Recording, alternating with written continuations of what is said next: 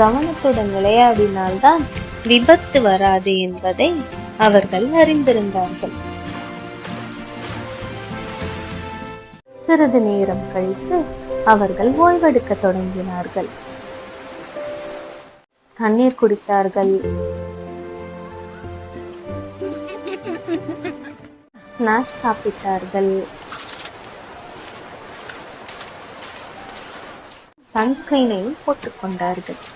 நீரில் விளையாடும் பொழுது உடலுக்கு ஓய்வு தேவை என்பதை அவர்கள் நினைவில் அறிந்திருந்தார்கள். அப்பொழுதுதான் உற்சாகமாக விளையாட முடியும் என்று. பிறகு மாலை நேரம் வந்தது. சூரியன் மெதுவாக மறைய தொடங்கியது. மிட்டுவும் மிட்டியும் ஒரு மகிழ்ச்சியான நாளை நினைத்து சந்தோஷமாக பேசிக்கொண்டு வந்தார்கள். விளையாட்டு அவர்களுக்கு மகிழ்ச்சியை கொடுத்தது. பாதுகாப்பு அந்த மகிழ்ச்சியை அழகாக நினைவாக மாற்றியது.